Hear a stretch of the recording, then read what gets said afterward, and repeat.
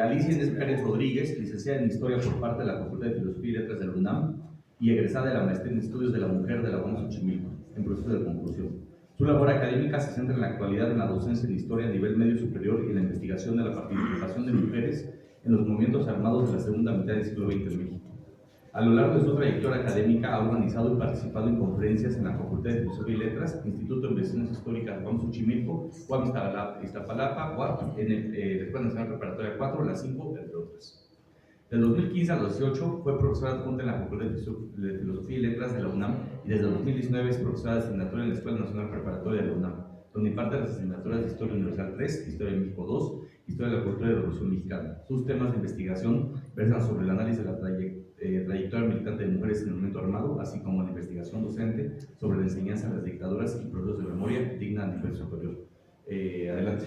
Muchas gracias. Buenas tardes, muchas gracias a todos por estar acá. No sé si pudiéramos poner las diapositivas. No intento. Ok. Bueno, ahorita en lo que tratamos de empezar. Bueno, pues mi ponencia de la que quisiera que reflexionáramos el día de hoy, ahí está el nombre, muchas gracias, se llama La vida después de la detención, redes de sociabilidad femenina en experiencia carcelaria y exilio de ex militantes armadas. Más cerca. Bueno, en primer lugar quisiera agradecer a la organización del coloquio en el que estamos ahorita, Las guerrillas en México, historia de un debate actual, por la invitación a presentar esta ponencia, así como a todas las personas involucradas de la Universidad Autónoma de Querétaro y del taller de historia del movimiento armado socialista. Y bueno, el objetivo de esta ponencia es analizar las redes de sociabilidad femenina tejidas a partir de la experiencia carcelaria y del exilio de dos mujeres presas políticas, exmilitantes respectivamente del Frente Urbano Zapatista y de la Unión del Pueblo. A una de ellas ya la hemos tocado de manera directa o indirecta, que es la doctora Lourdes Uranga, y otra es la compañera Rosa Guerrero. Asimismo, mi interés es reflexionar colectivamente sobre los procesos de cuidado entre mujeres a lo largo del curso de vida, en experiencias tan dolorosas como la carcelaria, posterior a la tortura, en militantes guerrilleras y en este caso la cuestión del exilio, ¿no?, de estas dos mujeres. El contenido de esta ponencia surge de mi tesis de maestría en proceso de conclusión, que espero que ya vaya saliendo y que todos están pues, invitados, aunque sea a ver el examen de manera virtual. Y bueno, también quisiera obviamente mencionar mi agradecimiento y respeto a la doctora Lourdes Uranga y a Rosa Guerrero, quienes junto con miles de mujeres han luchado por construir un mundo más justo y que gracias a su testimonio pudimos empezar a construir estas reflexiones que quisiera pues, que dialogáramos en la tarde del día de hoy. Y bueno, no sé si podemos pasar a la siguiente. Solamente son 2 diapositivas, creo que no se ve bien, pero bueno, quería antes de pasar a la cuestión del texto que nosotros pudiéramos ver algunos elementos clave de estas trayectorias militantes de estas dos mujeres, de la doctora Lourdes Uranga y de Rosa Guerrero. La doctora Lourdes Uranga, pues como ahí les puse el lugar de nacimiento, también una parte de su familia nuclear, del lugar de socialización primaria, o sea, en su infancia. En el caso de la doctora Lourdes Uranga es la cuestión del barrio de Tepito, y en la Ciudad de México ambas, y de Rosa Guerrero, la colonia Morelos. También ahí les puse algunos elementos de la escolaridad hasta el momento primero de su entrada a las organizaciones armadas y posteriormente. Aquí un caso bien importante es el caso de Rosa Guerrero, que ella es de la Unión del Pueblo, que ella comienza su proceso de integración a las organizaciones armadas en la Prepa 7 de la UNAM.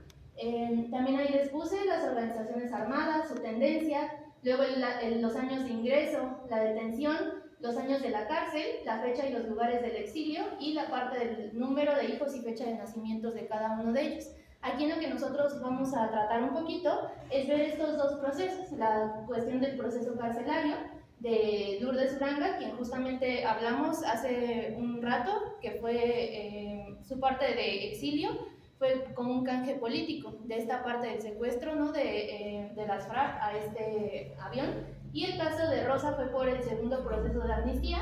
Y aquí otra de las características que comparten es la cuestión del exilio, solamente que va a ser un exilio diferente. En el caso de la doctora Lourdes Uranga, pues la parte de Cuba, y después de Cuba va a Europa, a distintas partes, y el caso de Rosa Guerrero, ella se va a Francia hasta el 85, después de unos años de haber salido del proceso carcelario, ¿ok? Pero ahí está un poquito para que también luego podamos dialogar. Entonces, bueno, A partir del análisis de las trayectorias militantes de estas mujeres que estuvieron detenidas en la Ciudad de México entre el 72 y 78 por su militancia armada, me parece que podemos vislumbrar distintos procesos colectivos de cuidado entre mujeres que mencionaremos a partir de 3 elementos: la cuestión del proceso carcelario, del exilio y luego otro campo de estudios que a mí me parece importante, que es la cuestión de la vejez y del impacto de la vejez en los cuerpos de las exmilitantes. La vida posterior a la detención en la cárcel implicó una ruptura y un punto de inflexión que muchas veces no se considera dentro de los relatos históricos de la guerrilla. Parece que todo se concentra en la militancia activa en una organización. Algunas de las preguntas que me quisiera, que son la base para esta ponencia, pero que también me parece que pudiéramos dialogar, son: ¿qué pasa tras el proceso carcelario? ¿Cómo impactan las marcas de guerra y la tortura en los cuerpos que envejecen? ¿Cuáles son las condiciones sociales, familiares, políticas a las que se tuvieron que enfrentar las exguerrilleras a lo largo de las décadas? El testimonio de Rosa, primero vamos a comenzar un poco de la cuestión de la detención, luego la parte del exilio y cerraremos con algunas consideraciones. El de Rosa, quien estuvo presa entre el 74 y el 78, ella la encarcelan un año después de que entra a la Unión del Pueblo. Ella, su órgano de socialización es la parte de la Prepa 7, en una célula de 10 personas, entre ellas 2 mujeres, pero su testimonio evoca muchos elementos en la detención y la tortura como marcas corporales de esta trayectoria. El cuerpo de las mujeres detenidas no solamente pasa por procesos de tortura en lugares específicos. En el caso de ella, por ejemplo, menciona los choques eléctricos en lugares simbólicos como la cuestión de los senos, sino que recorren todo un proceso de abuso sexual desde el cateo hasta los interrogatorios. En el diálogo con Rosa, ella señaló puntualmente que fue el único tipo de tortura infligida hacia ella. Abro comillas: no me violaron en sí porque seguro no tenían la orden de tratarnos como a las compañeras de la liga, que casi a todas las violaron. A nosotros no sé por qué no hubo esa orden de violación. Pura tortura con picana eléctrica me tocó a mí. No me tocó el pozo, no me tocaron los ahogamientos. No me tocó eso, quizá porque se dieron cuenta, no sé por qué cosas del azar. Asimismo, cierro comillas, asimismo, al realizarse el reporte médico por parte del personal de salud en Santa Marta, ella relata cómo no fue escrito en esta parte médica la cuestión de las lesiones, a pesar de que ella cuenta que sus senos estaban totalmente negros por la parte de las descargas eléctricas infligidas por 4 días de tortura.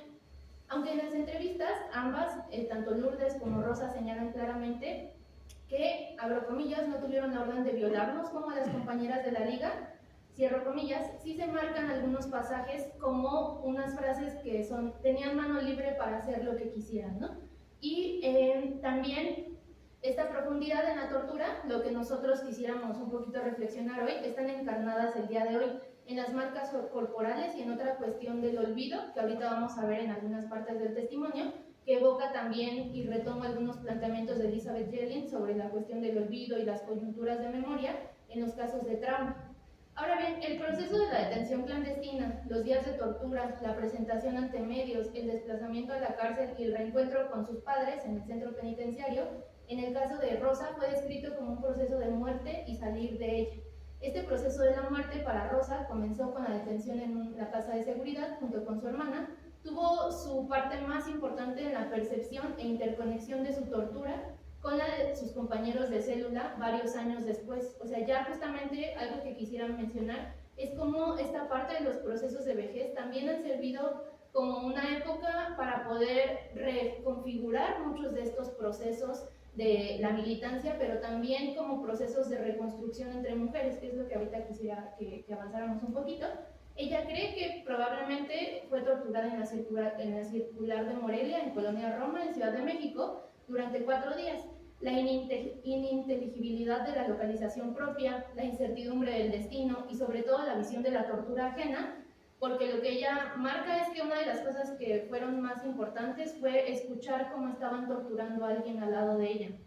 Todo eso es lo que configura lo que ella menciona como un proceso de muerte. Cambian ante la presentación de los medios, el traslado a Lecumberri, luego a Santa Marta y la visita de los padres. Es en este punto de la entrevista cuando yo le pregunté qué sintió al ver a su mamá y a su papá, es que ella comienza a asomarse las lágrimas y tiene que recuperarse un poco para hablar. Aquí, en este punto, quisiera centrarme un poquito en la llegada a la cárcel y la convivencia con otras presas políticas y presas comunes. Ella las nombra como presas comunes, A lo largo de 4 años y medio es un punto de inflexión que abre una nueva etapa de vida, pero también una nueva familia frente a este proceso de muerte que simboliza la detención. Y eso es muy interesante porque ella las nombra como hermanas y otros elementos que ahorita veremos. Quisiera que recuperáramos un poquito de la parte de entrevista de que hubo un diálogo entre Lourdes, Rosa y bueno, yo, al preguntársele sobre si había una solidaridad que fuera exclusiva entre presas políticas. Y ella menciona, no, había una solidaridad extendida para todas las presas y particularmente para las presas políticas. Rosa le responde a Lourdes, hasta la época cuando yo llegué, ellas ya eran un grupo muy sólido. Aparte Paquita, o sea, en este caso Paquita Calvo, con quien tiene pues varios elementos de tensión muy importantes, pero eran 16. Cuando yo llegué ya se habían ido varias. O sea, Rosa, ella, como podemos ver un poquito en el cuadro, ingresa a la cárcel después de que Lourdes, ella ya está en el exilio en Cuba. Y Lourdes responde, sí, yo ya me había ido. Rosa, ese grupo pues éramos hermanas, nos cuidábamos mucho allí al interior. A mí me tocó mucho apoyo de las compañeras, sobre todo que llegábamos muy golpeadas y desorientadas y como saliendo de la muerte. Entonces, sentir esa hermandad de las compañeras, ay, qué alivio, qué alivio. Lourdes, era muy potente. Rosa, ay sí. Y luego dice Lourdes, yo digo que el Estado cometió sus pendejadas, entre otras juntarnos. Y Rosa dice, sí, porque no se les ocurrió separarnos. Cuando se le preguntó alguna de las razones, Rosa responde, bueno, sí, o sea, no dormíamos en las mismas celdas, pero en el día podíamos juntarnos, podíamos estudiar, podíamos estar juntas. Lourdes, y hacíamos tareas entre nosotras y para las demás presas. Aquí Rosa, casi cierro esta parte, dice, sí hubo mucho apoyo entre nosotras. Y yo le pregunto, ¿cómo es? Como hermanas, dice, a mí personalmente sí, en el caso de Rosa. Y luego Lourdes dice, bueno, a mí como eso de la familia no me gusta mucho, como compañeras. Cierro con esta la parte de la entrevista. La experiencia relatada en la cárcel de mujeres remite por una parte al cuidado colectivo entre las nuevas presas. También en el caso de Lourdes, ella cuando entra en el 72 en enero, no en febrero, a la cárcel, algo que ella nombra es que es recibida por otras presas que incluso le dice, llegaste en un buen día, que es el 2 de febrero, el día de la Candelaria, y que le tocaron tamales, ¿no? Entonces, eso por una parte del cuidado, tanto en el caso de Lourdes como en el de Rosa, quienes fueron recibidas por las integrantes de más antigüedad. Pero también aquí el cuidado, y lo hilo un poco con la ponencia que hace rato tuvimos, incluye a las familias de las internas, que les llevaban comida a algunas. En este punto es necesario señalar que el papel de las familias en las cárceles fue fundamental para los procesos de las organizaciones armadas, ya que permitían justamente una comunicación con otros grupos, e incluso eso lo podemos ver en el documental de Oblatos, ¿no? El de cuando en esta penitenciaría, pues varios de los detalles operativos de la fuga fueron triangulados a partir de la comunicación o la participación de familiares como algunas mamás, y me parece que una mamá fue quien introdujo las armas al penal, que luego fue todo otra cuestión, ¿no? Pero aquí lo que quería que resaltáramos es también el caso de compañeras que tenían familias en otros estados, algunas que venían de Monterrey, otras de Jalisco y de otros lugares, y llegaban con productos típicos del estado de procedencia que se repartían entre las internas. Esto es un punto nodal en la solidaridad, sobre todo para aquellas cuyas familias no estaban presentes en las visitas. Algo que se ha hecho en los estudios también de mujeres en procesos carcelarios es cómo impacta la parte familiar, ¿no? Incluso algunas presas de Atenco dicen que sus papás nunca fueron a visitarlas, o sea, cómo implica la cuestión del apoyo familiar, dependiendo también si es una mujer o un hombre que está en este estado de, bueno, que están presos, y que no estaban presentes, y también retoma el sentido del alivio ante la tortura, pero también el alivio de saber que el proceso era acompañado. Aquí un caso muy importante es que incluso esta organización de las internas logró que Rosa y su hermana, cuando fallece su papá, pudieran salir de la cárcel para acudir al funeral de su papá de una manera muy breve, ya que no querían la parte del penal concederles esta visita, pero hicieron un tipo de meeting. Ella nos contó que fue un meeting y lograron hacer que pudieran salir para el funeral de su papá. Entonces, en paralelo a esto, ya casi con esto vamos a ir viendo la cuestión del exilio, aparecen distintas caras de cómo entender los lazos entre la familia y el compañerismo revolucionario. Aquí, líneas más atrás, en la parte de las entrevistas, es bien interesante ver cómo Lourdes, ella por su propia historia familiar y demás de lo que implica, se deslinda un poco de la cuestión del ser como hermanas. Ella más bien ve como una cuestión de compañerismo revolucionario, o sea, ella es mi compañera, mientras que, pues, el caso de Rosa, ella refuerza el término de ser como hermanas, ¿no? O sea, de cómo se constituyen estos procesos de cuidado en términos también filiales. Ahora bien, ya vamos a pasar un poquito a la cuestión del exilio para no llevarme tanto tiempo. Y bueno, aquí el caso de Lourdes Uranga, durante su exilio, ella primero tuvo un exilio en Cuba entre el 73 y el 76. Una parte muy importante es que señala la diferencia en el trato de varios países de la región, sobre todo un problema por la parte del papel geopolítico de México en la Guerra Fría, ¿no? O sea, de cómo el gobierno mexicano tenía lazos tanto con el gobierno cubano como con otros tipos de gobierno, y que nunca se reconoció a este papel, a este gobierno como una dictadura y demás. Ella tuvo un problema en términos jurídicos de lo que implica ser un refugiado político. Nunca fue concedido al gobierno mexicano como una dictadura. Aquí abro una parte de su autobiografía de Comparezco y Acuso. Los exiliados mexicanos no pudimos obtener el estatus de asilados, ni en Cuba, ni en Italia, ni en Suecia. Resumiendo, en aquella época ningún país tuvo esa concesión hacia nosotros. Solo se reconocen los casos internacionalmente juzgados como dictaduras militares o fascistas. Aquí no nos vamos a detener mucho en la parte de su exilio en su autobiografía. Ella también narra cómo eso se ve en las políticas internas del gobierno cubano, que no tenía ciertas ayudas económicas a los mexicanos y demás. Pero aquí lo que quería tratar es que después de que ella sale a Cuba, también se va a Italia, donde otros militares también se fueron, algunos se fueron a Francia. Aquí es donde ella se asume como feminista.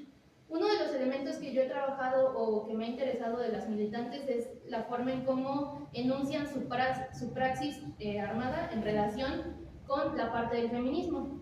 Y ella, durante este proceso del exilio en Italia en el 73 y 76, se junta con mujeres del Círculo Feminista de Torino, de Italia, y es ahí, en medio de la adversidad del exilio, ella habla ahí de ser un exilio dentro del exilio, de que no estaba acompañada por varias partes de los exmilitantes, donde ella conoce a estas mujeres y van a ser estas mujeres quienes la apoyan económicamente, y a partir de ahí ella se nombra como feminista, en una parte ya pues un poquito más avanzada de su exilio. Aquí fue donde la convivencia y encuentro con feministas italianas va a ser el punto de inflexión que la llevó a nombrarse feminista. Y aquí nada más abro cita, creo que es la última, que dice: en mi exilio en Italia fue cuando me puse mi ropa feminista. Bueno, mi traje es un decir, pero bueno, dije, hoy en adelante me nombro feminista. Esa fue parte de una entrevista que le pude realizar en septiembre del 2021. Así pues, la experiencia de exilio es una similitud que comparten Lourdes y Rosa, dos mujeres que, si bien comparten la cárcel y el exilio como experiencias vitales, lo hacen en un momento diferente. Como mencioné, Lourdes sale de la cárcel a partir del canje político por el secuestro de la FRAP, y Rosa por medio de la amnistía. Pero mientras Lourdes va directamente a Cuba en el 73 y de ahí a estas partes, donde justamente estudia hasta tener su doctorado de antropología en Lieja y donde se nombra como feminista, Rosa más bien se queda en México y se integra al Comité Nacional Independiente por la Defensa de Presos, Perseguidos, Desaparecidos y Exiliados Políticos, CNI, que es una organización paralela al caso de Eureka, donde impulsa la continuidad de los procesos de amnistía al punto de hacer una toma de la Embajada de Suiza en la capital de México en el 79. Después, en los siguientes años, Rosa continuó con el comité en la revisión de las condiciones de vida de los presos políticos en distintos penales de la República, en Oaxaca, Guerrero y Puebla, y es en el 85 cuando ella se exilia a París y solamente regresa ocasionalmente a México. Aquí solamente ya para ir concluyendo, me parece bien interesante cómo a partir de este exilio a Francia, sus redes familiares han decaído completamente. E incluso ella relató un documento escrito para llevarlo a la Comisión de la Verdad, donde dice: debido a mi condición de exiliada en Francia, alternando con trabajos humildes y honradamente, también por mi edad de 35 años al llegar a este país, mi condición de madre soltera, no pude hacer un patrimonio en ese país. A mi edad de 72 años, aún sigo pagando renta y debido a mi exilio de muchos años ya no cuento con mi familia en mi país, México. O sea, me parece que es un punto de análisis muy interesante. Entonces, ya para ir concluyendo, quisiera señalar o culminar en la forma en cómo ellas conciben hablar de la experiencia de detención, de la cárcel y de la guerrilla como una deuda, pero un alivio simultáneo a la vez. Aquí Lourdes me pareció muy interesante la utilización de algunos adjetivos como aliviarse y que es como un consuelo. Para Lourdes y Rosa ha sido un proceso difícil a lo largo de las décadas porque ya no es solo un deber con los muertos, o sea, es un elemento muy importante de algunos de los sobrevivientes, ¿no? O sea, cómo enuncian su propia vida, su propia labor como un deber con el otro, sino que aquello que no podía ser hablado, el pasar por la muerte en la tortura y volver a vivir, al contar sirve para sanar en la vejez de las guerrilleras. Esta parte de la entrevista de Rosa rescata la dificultad de recordar en el momento de la detención. Aquí abro cita, dice: entonces lo único, yo no sé qué bloqueo me habrá entrado, porque lo único que recuerdo de ese momento, que yo decía que ya me iba a morir y que ya no me importaba nada, como que me fugué de mi conciencia. Ello está, de esa manera, habla cuando fueron los días de detención previos a la presentación. Esta fuga de conciencia se engarza con los daños al cuerpo. Los daños en los senos de Rosa no le impidieron amamantar a su hijo varios años después y cuenta que no tuvo dolor hasta su vejez, donde el día de hoy tiene dolor en el seno izquierdo. Lourdes reitera los daños a su cuerpo cansado, un cuerpo que, en sus palabras, ya no responde, un cuerpo con heridas y cicatrices en sus piernas. Es el mismo que impidió continuar y acabar la segunda entrevista. En la segunda entrevista donde estuvimos Rosa, Lourdes y yo, su cansancio fue tal que ella se fue a dormir y paró su parte de la entrevista. Sin embargo, ellas en su vejez, aparte de compartir el cuidado, porque son mujeres que en la actualidad se juntan, se cuidan entre ellas, nombran a deuda con los caídos, su experiencia de nombrar, por muy doloroso que sea, en un momento vital donde la muerte propia parece próxima. Aquí solamente quería mencionar parte de la dificultad de Rosa que ella menciona para poder hablar, que dicen: Rosa, de esto, bueno, lo hablé un poquito con las compañeras en la cárcel, pero te digo, tengo esas lagunas que no sé, un poco lo hablé con ellas después. Lo quería yo escribir y no podía. Empezaba yo y no sé por qué no podía seguir. Como 3 ocasiones hice el intento. Yo digo que hasta ahorita que hice este testimonio pude soltar un poquito. Y yo le respondo: decías que es como un aliviarse, un alivio. Y Rosa dice: sí, ahora siento que he dicho un poco más de lo que he dicho o de lo que he escrito, pero apenitas, ¿eh? Por eso ya quiero entregar a la comisión de verdad, digo, antes de que me arrepiente, o sea, su propio testimonio. Entonces, el impacto de las marcas de la guerra y la tortura no son puramente físicos, pero sí están encarnados. Están encarnados en las cicatrices de las piernas de Lourdes, encarnados en los senos de Rosa, pero también encarnados en la memoria y en la configuración de su propia vejez. Otra arista de esta etapa vital es también ha servido para poder reconectar con otros sobrevivientes, conectar puntos y recabar información. En algunos de los fragmentos retomados tanto de Lourdes como de Rosa aparecen otras voces y vidas interconectadas que ayudaron a abordar una imagen más completa de su propia experiencia. O sea, a partir también del testimonio, otro testimonio, se reconfigura la propia vejez y la propia historia de la detención y de la militancia. Las compañeras que gestionaron las casas de cuidado infantil, aquí esta es una experiencia muy interesante que no relaté, es que en la experiencia de Rosa, ella nos contó que una compañera de ella, cuando su militancia o sus tareas era tener cuidado de niños de militantes, o sea, que eran como un tipo de guarderías, por así decirlo, militantes, donde una mujer joven, sobre todo, ella tenía una parte de la casa a donde llevaban niños chiquitos que a veces eran hijos de ambos padres que eran militantes. Entonces es una experiencia que a mí me parece como bien interesante. Yo la verdad es que no había escuchado hasta que hablé con Rosa de este elemento. Y bueno, ahí también es otra forma. El compañero que le indicó el lugar donde posiblemente fueron torturados y el reencuentro posterior con una de sus compañeras de organización, quien tiene un delirio de persecución, de acuerdo a las palabras de Rosa, porque no, o sea, en el momento en que las detuvieron, ella vio la detención por fuera y desde ahí tenía como ciertos elementos, ¿no? Pero bueno, entonces en los fragmentos, ahí está la parte de la interconexión. Sanar y reconectar las experiencias también es un trabajo colectivo, potenciado por factores como las redes sociales, incluso donde se han reencontrado a viejos compañeros y compañeras de militancia y donde se mantienen al tanto de su vida actual. Algunos de los seminarios que se han hecho, ¿no?, sobre talleres de testimonios, e incluso la Comisión de la Verdad, con todas las críticas que es necesario seguirle haciendo. A mí me parece que todos estos elementos, lo que nosotros podemos ver, pues son un elemento de las coyunturas de verdad que también están potenciadas por estos elementos, ¿no? Y bueno, La relatoría de Rosa concluye con una serie de peticiones hacia el gobierno mexicano y en esta se incluye una petición de trabajo a su hijo, así como servicio médico y psicológico por los daños vividos tanto a ella como a su familia. Y también aquí es importante esta cuestión del impacto intergeneracional justamente, ¿no? Entre los hijos, los nietos o los descendientes políticos de los guerrilleros.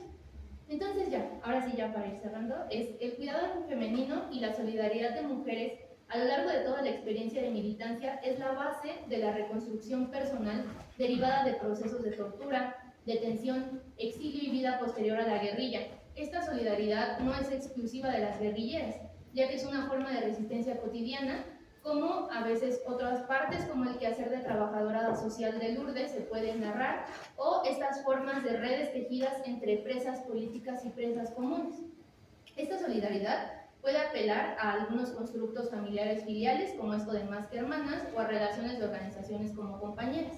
Vemos que ante algunas encrucijadas, como la entrega hacia las autoridades y demás, o algunos elementos de militancia, han sido muy fuertes los elementos del compañerismo, ¿no? Otros procesos también de la maternidad y demás, y la cuestión del exilio. Entonces, todas estas decisiones vitales en puntos de inflexión tuvieron repercusiones tanto en el cuerpo como en la vida posterior a la detención, y lo que implica el proceso de exilio, del alejamiento del país de origen, de la familia, incluso países pues donde ni siquiera se habla el propio idioma, ¿no? Ya han pasado décadas desde que Lourdes, Rosa y muchas más mujeres pusieron el cuerpo, los ideales y la esperanza en la lucha armada. Exilios, presidio, maternidad, las deudas con las y los caídos en combate y muchos otros procesos vitales han atravesado su existencia a lo largo de décadas. A veces el tiempo puede servir para acomodar poco a poco el horror de la tortura, a veces el tiempo hunde sus garras en las heridas de guerra y muchas veces, y con esto cierro, puede ser también un recordatorio y un elemento de acción para quienes tenemos la deuda también de escribir una historia y una memoria digna. Eso sería todo por mi parte.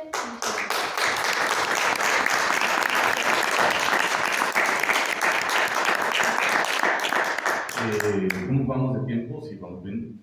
Alicia, muchas gracias por compartir un tema brutal, ¿no? Pensar cuerpos, pensar tortura, es algo que siempre es complicado. ¿Alguien quisiera compartir, dialogar con Alicia? A ver, muchas gracias. Gracias.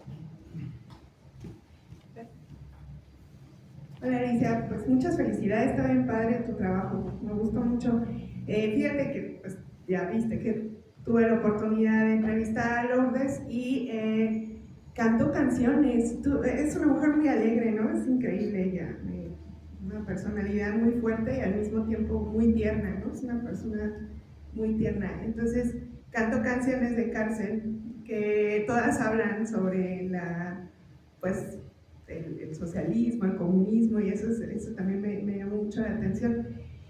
Y justamente, digo, solamente la felicitación porque estás cubriendo muchos temas que justo son interesantes, ¿no? Estas segundas generaciones, por ejemplo, en sí, el tema de la cárcel solito, para ellas es súper fuerte, ¿no? Es una ruptura en sus historias.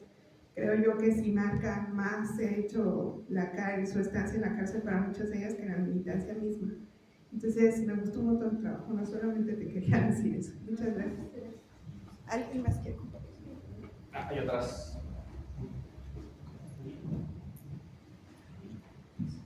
Bueno, pues también nada más el comentario es como en felicitación, porque es un trabajo muy interesante el que estás realizando. Y creo que justo era algo que conversábamos justo ayer, ¿no? En las primeras ponencias que hubo, ya que la perspectiva que tenemos las mujeres al estar trabajando finalmente estos temas es una narrativa distinta, ¿no? Finalmente a cómo se ha construido la historia de la guerrilla, ¿no? Entonces este tema que analizas de cómo la violencia también impacta finalmente nuestros cuerpos, son narrativas que hacemos las mujeres también, ¿no? Y que eso nos ayuda a construir pues una manera distinta, ¿no? De entender la violencia de estos hechos del pasado reciente. Entonces me parece como sumamente importante y muy interesante, y más que el día de hoy estuvimos presentes más mujeres, ¿no? Presentando también trabajos. Creo que eso es algo también como que se tiene que mencionar. Y pues nada, muy agradecida también por lo que nos compartes y por lo que nos compartieron todas el día de hoy.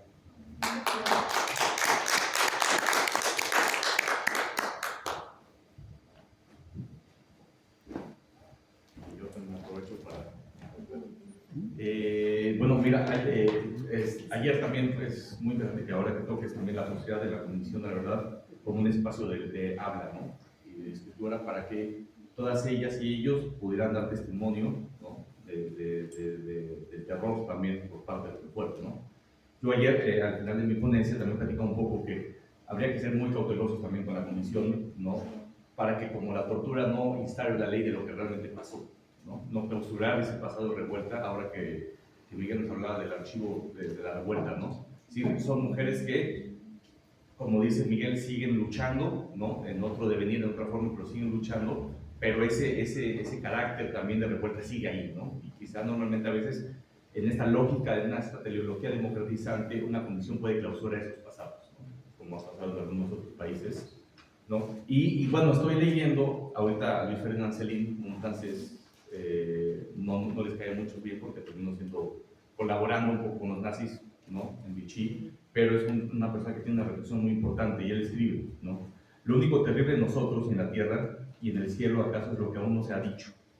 No estamos tranquilos hasta que no hayamos dicho todo. De una vez por todas, entonces quedaremos en silencio por fin y ya no tendremos miedo a callar, ¿no? Listo.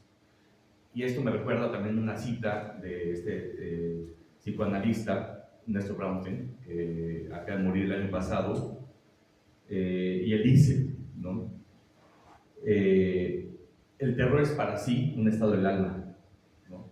Dice, lo devastador es el desconocimiento, la falta de una palabra redentora, ¿no? Y creo que en este compartir este trabajo, ellas, las mujeres, están pudiendo nombrar eso que pasó, ¿no?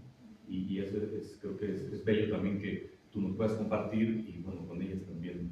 Y mi pregunta es, ¿con qué dificultad metodológica te has, porque estás trabajando, o sea, no es cualquier tema, ¿no? O sea, ¿cómo historizar, cómo aproximarte a esos cuerpos que también fueron ayudados, ¿no? Que fueron torturados y que tienen esa marca ahí? Pues es una marca también, es una grafía de tortura, ¿no? O sea, hay una grafía, hay una escritura en el cuerpo. Pues muchas gracias, ¿no? También para mí ha sido un tema un poco pues complejo. También como les decía, pues yo soy historiadora y la verdad es que pues tuve varias dificultades. Yo en primer lugar hice toda mi maestría en pandemia, entonces desde el ingreso todas las clases fueron en pandemia, o sea, creo que fui a la universidad como 3 clases, ajá. Y también la cuestión de las entrevistas fue bien compleja. O sea, yo pude pues contactar a la doctora Lourdes y también fue como una cuestión casi de coincidencia que Rosa estuviera ahí y que justamente pudiéramos dialogar. Y yo me acuerdo de una autora que se llama Daniela Rea. Ella tiene un libro que se llama La guerra está aquí y nosotras seguimos. Ahorita no recuerdo, ahorita sacó hace poco un libro que se llama Fruto. Pero ella justamente hablaba de cómo la guerra impacta en marcas de mujeres, ¿no? Y a mí me parece que esa fue una forma en la que yo pude lograr acercarme. También tratar, a mí el proceso de vejez es algo que me parece muy interesante, pero también es un gran reto, ¿no? O sea, y cómo también no llegar como al absolutismo del testimonio, diciendo pues lo que dijo este testimonio ya es la verdad absoluta y demás, ¿no? Que son debates bien interesantes. Con respecto a esta cuestión de la Comisión de la Verdad, a mí me parece que es un elemento que pues ha causado también un montón de repercusiones al interior de los movimientos de familiares, ¿no? Que a veces me pongo a pensar si son salvables. O sea, desde mi punto de vista, o sea, todas las rupturas que vemos con Comité 68, con otros elementos, pues nos ponen a pensar muchas cosas con las que yo la verdad estoy francamente en desacuerdo, pero a mí me parece muy interesante qué ha significado para muchas de los exmilitantes, ¿no? O sea, cómo ellos lo ven como una posibilidad o un proyecto político en el que quisieran colaborar, ¿no? Pero también, ya con esto cierro, la cuestión de la tortura. Muchas veces yo cuando leí la historiografía, y también retomando un poco a Lucía Rayas, me quedaba pensando cómo no hacer también como esta fetichización de la tortura de las mujeres. O sea, porque muchas veces en el relato normativo de las guerrillas, cuando se nombran muchas veces esta tortura, se nombran los cuerpos torturados de las mujeres a veces como estas marcas de guerra, o muchas veces o sea, como que leo ciertos paralelismos con muchas veces cuando se mancilla el cuerpo, Estado, nación, ¿no? Entonces también un elemento muy importante es de qué manera nosotros recuperamos dignamente el proceso de la tortura en cuerpos femeninos, en otros tipos de cuerpos, pero sin seguir permeando esa violencia esa violencia discursiva, histórica, ¿no? De ver a las mujeres justamente como estos trofeos o estos cuerpos de guerra. O sea, a mí me parece que es un elemento que es súper importante y que a veces son como líneas muy finas, ¿no? Y que yo hasta ahorita no tendría como una palabra final, pero creo que es muy importante, es un tema que está en desarrollo. Y también, por último, me acuerdo como del caso de esta Luz María Gaitán Nayares, que ella sacó un libro, creo que el año pasado, sobre su abuelo, que era Gaitán, del... Salvador Gaitán. Ajá, Salvador Gaitán. Ajá, y justamente ella hablaba que su propio testimonio de cuando era niña, de pronto ella iba a Ciudad de México y recuerda que se puso un abrigo que pesaba mucho, o sea, ella solo recordaba eso. Y ya después, tejiendo su memoria, veía que la utilizaban para pasar cartuchos. A ella como niña, ese abrigo que pesaba mucho es porque en la parte interna estaba todo descosido y tenía pues parque, ¿no? Entonces ahí es bien interesante la forma de cómo o sea, la parte de incluso infancias, ¿no? En ciertos momentos y cómo se va reconfigurando eso de ser la nieta, la hija, y de una manera que no se vea otra vez como la acompañante de el guerrillero, ¿no? De el caudillo de izquierda. Entonces sí, son muchas cosas. Muchas gracias. No, muchas gracias. ¿Alguien más? No, por favor.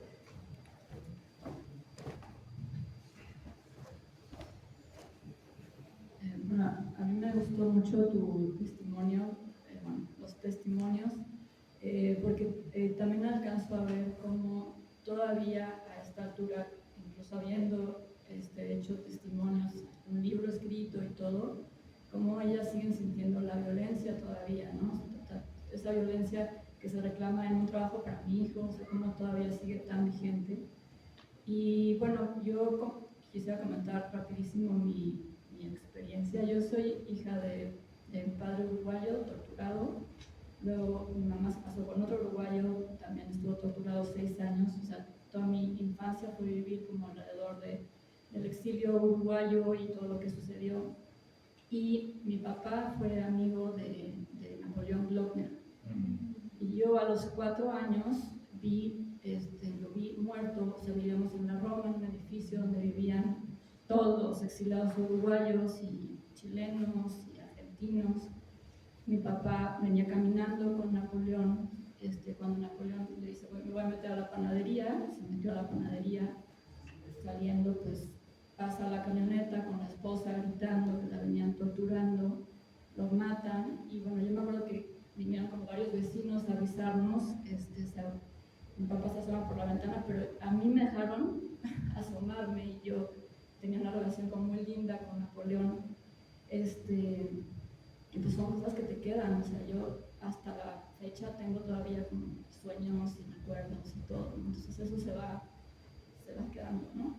Entonces, pues me llamó la atención que había el coloquio y quería como ver, porque no he tenido como mucha cercanía con los seguimientos que se van haciendo, entonces les agradezco un montón, pues sí son trabajos importantes, ¿no? Los testimonios.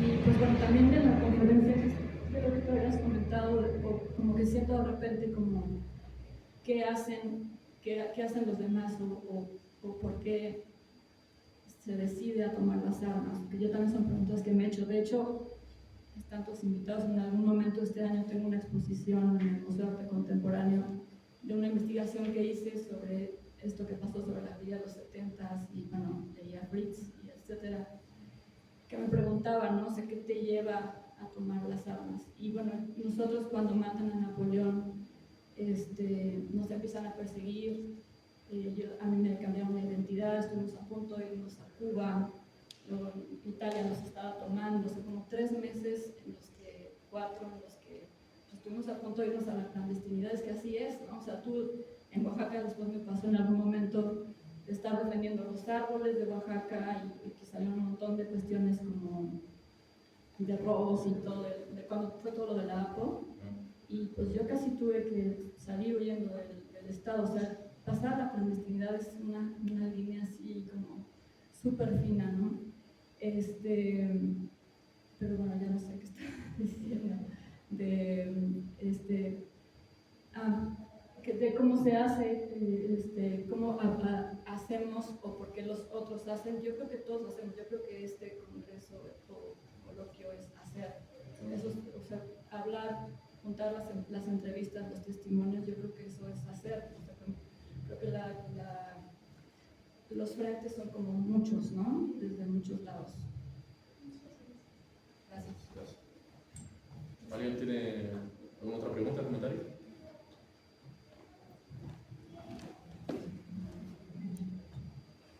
No, pues muchas gracias también por tu testimonio. También sabemos que no es algo sencillo, ¿no? Hablar y cómo, algo que me acuerdo mucho de Lourdes es que ella hablaba que ya cuando estuvo en Italia, algo veía como lo cotidiano o su parte familiar y demás fue una forma de darle sentido y legitimidad a su lucha, ¿no? Y como muchas veces esas experiencias, aunque no sean a lo mejor como en una organización formal o algo, sí tienen un impacto bien fuerte, ¿no? Que va configurándonos y pues desde aquí te abrazo, ¿no? Y muchas gracias también por compartir. Muchas gracias a todos. Pues muchísimas gracias.